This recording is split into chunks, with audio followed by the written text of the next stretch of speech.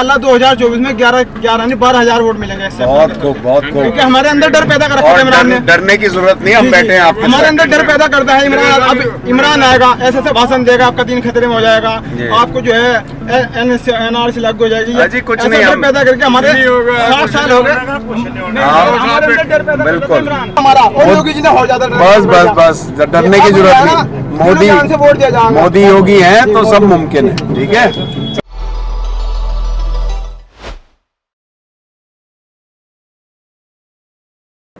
जिद्दी दिल की जिद देखिए कि कहीं रुकने का नाम नहीं ले रहा है। राजस्थान, मध्य प्रदेश और अब उत्तर प्रदेश। आज हम उत्तर प्रदेश के दो दिग्गज नेताओं के साथ में बैठे हैं।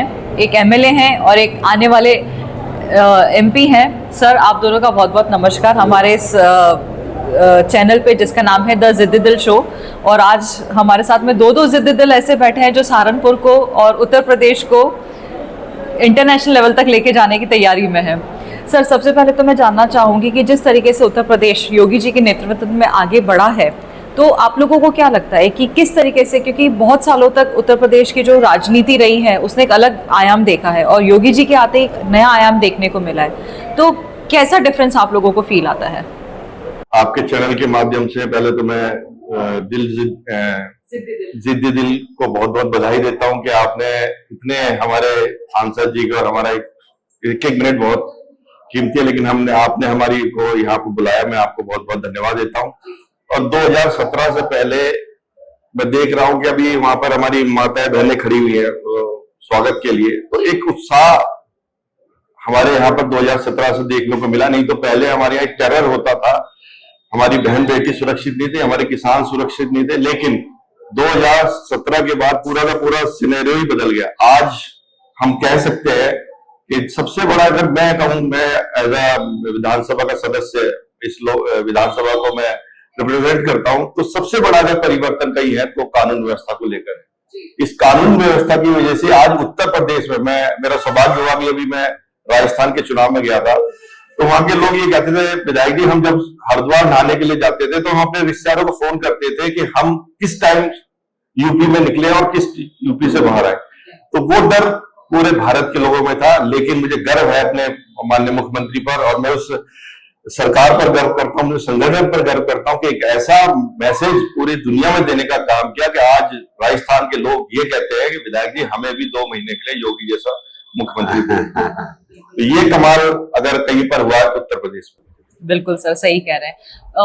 आपसे जानना चाहूंगी सर, शाकंभरा देवी की धरती पर हैं हम MP भी गए उज्जैन में, देखने को मिला कि जिस तरीके से उज्जैन कॉरिडोर बना है। अयोध्या की अगर हम बात करते हैं तो आप क्या सोचते हैं कि शाकंभरा देवी की इस धरती को किस तरीके से आप डेवलप कर सकेंगे स्पिरिचुअल टूरिज्म की तरफ? देखिए, माँ शाकंभरी देवी हमारी कुल देवी है और लाखों करोड़ों लोगों की आस्था उनमें है, और उस क्षेत्र को विकसित करने के लिए कि वहां और ज्यादा श्रद्धालु पहुंच सकें, पहले तो वहां तक जो यातायात है उसको सुचारू करने की आवश्यकता है।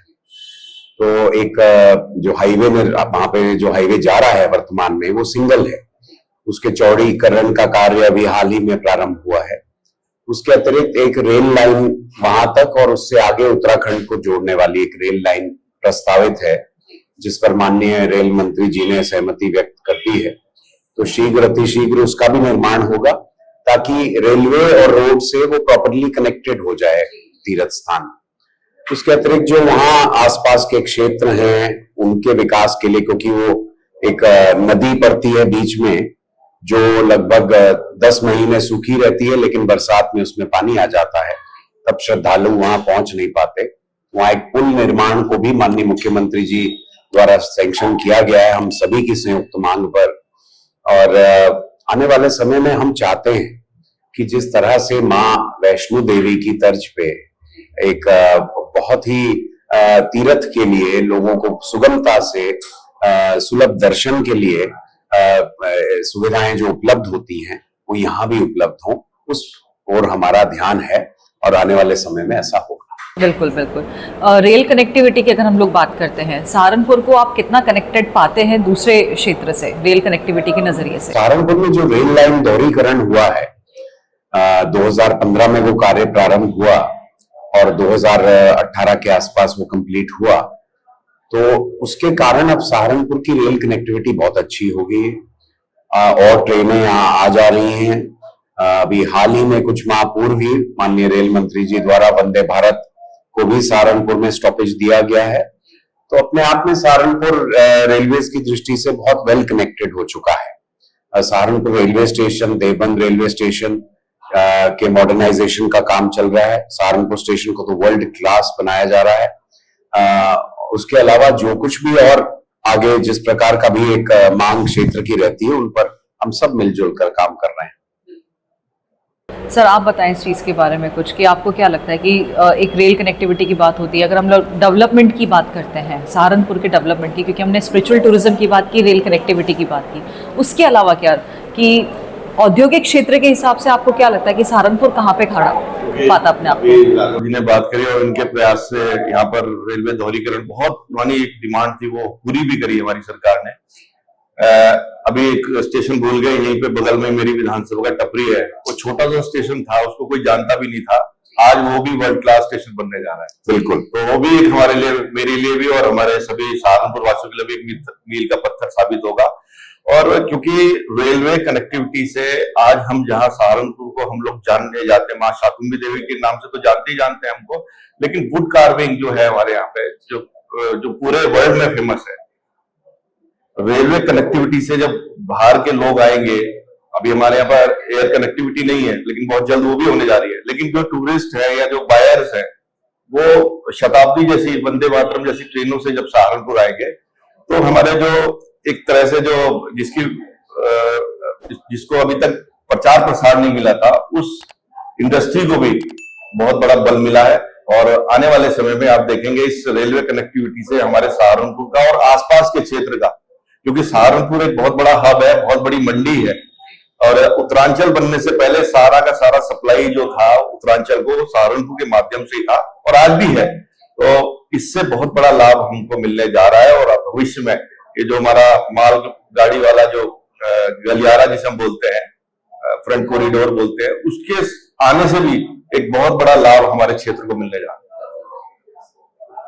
मतलब सब तरीके से अगर हम देखें तो आपको लगता है कि सहारनपुर उस लेवल तक जाएगा कि जहाँ पे हम लोग उसको देख पाते हैं कि एक भारत के नेतृत्व की अगर हम लोग बात करते हैं कि योगी जी हैं और मोदी जी, आपको तो दोनों का आशीर्वाद प्राप्त है, उत्तर प्रदेश को तो दोनों का आशीर्वाद प्राप्त है।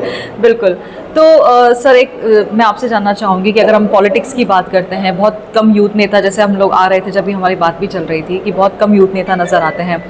2000 जो आपका पिछला चुनाव रहा जिसमें आप जीत नहीं पाए थे, और उसके बाद में जो तपस्या आपने की है 5 साल सहारनपुर के लिए, उसके बारे में बताएं सर। जी हाँ, मैंने अपने आप को कभी ये नहीं समझा कि हम चुनाव हार गए हैं तो अब हम सक्षम नहीं है।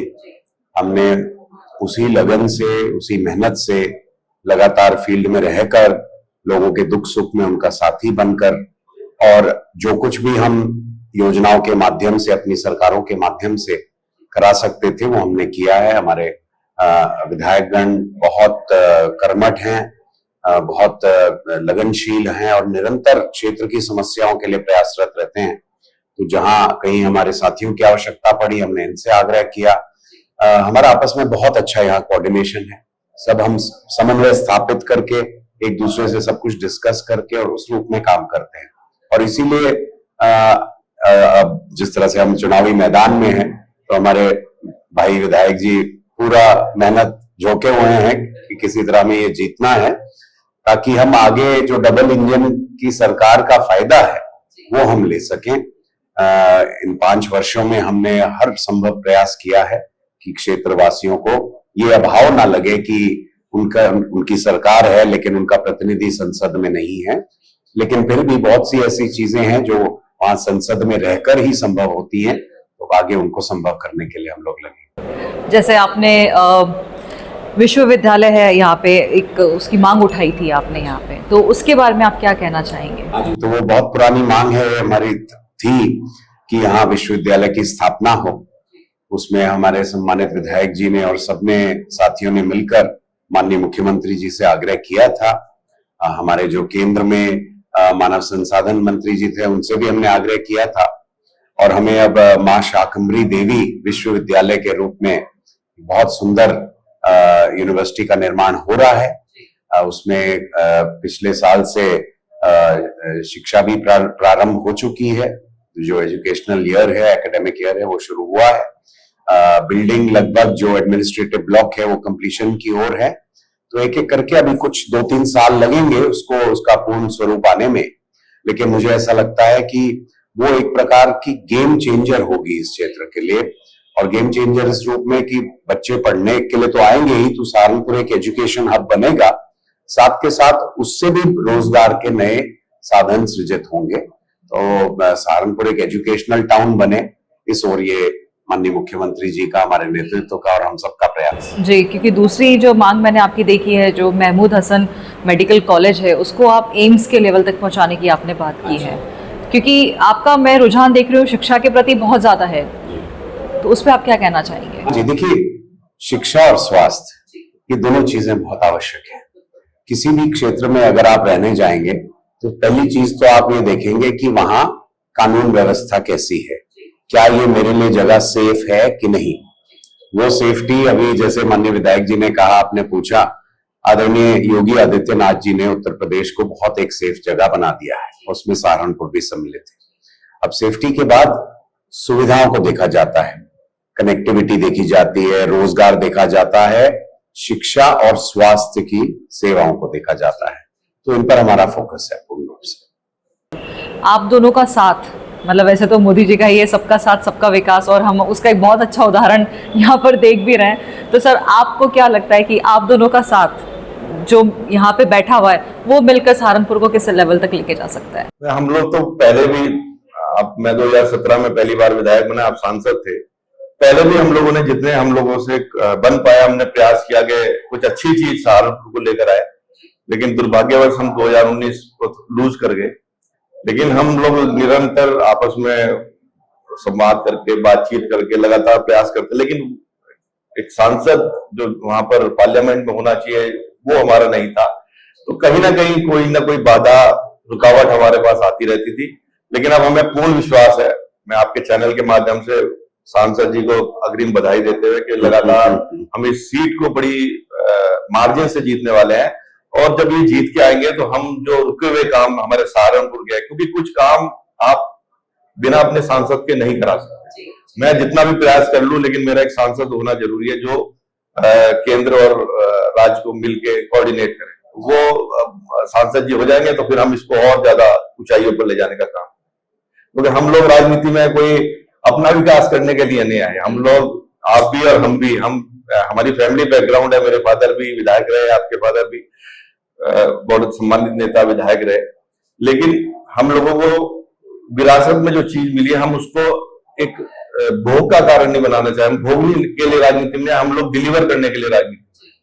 तो हम लोग लगातार फील्ड में रहते हैं, लगातार जनता के बीच में रहते हैं, और इसी का नतीजा है कि जब टिकट वगैरह मिलते हैं तो लोग बड़े विरोध करते हैं और नाराजगी जाहिर करते हैं।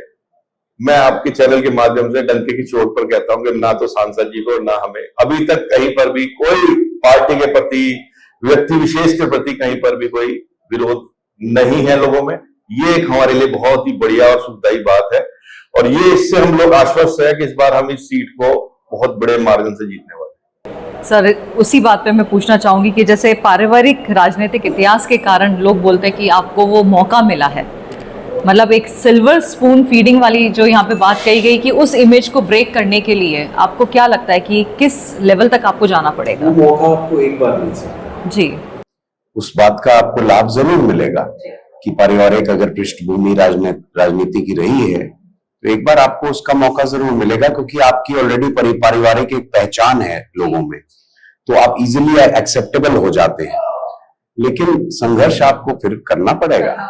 बिना संघर्ष के अगर आप सोच रहे हैं कि आप लंबा राजनीतिक जीवन केवल विरासत के आधार पर कर सकते हैं, दैट इज नॉट पॉसिबल।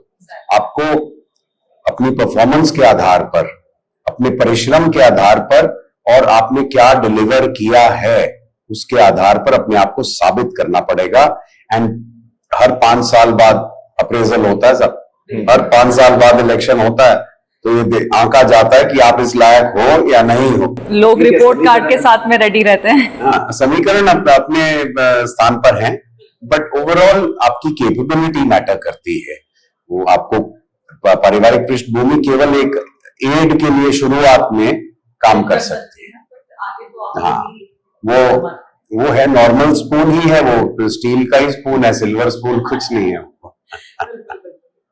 आशा करते हैं कि जिस तरह की जो जोड़ी हमको देखने को मिली है, एक जैसे मोदी और योगी की जोड़ी है, वैसे ही आप दोनों की जोड़ी आज हमें यहाँ पे प्रतीत हो रही है। उसी तरीके से आप जीते सर, हमारी तो शुभकामनाएं हैं आपको इस चीज़ के लिए। आपका समय मैं बहुत ज़्यादा नहीं लूँगी क्योंकि मुझे पता आप दोनों के लिए बहुत बिजी शेड्यूल भी है, और आपने इतने बिजी शेड्यूल में से आपने हमारे लिए समय निकाला सर, उसके लिए बहुत बहुत धन्यवाद आपको। आपका धन्यवाद जी। आपने हमें ये अवसर दिया। जी, all the best. Thank you so much sir.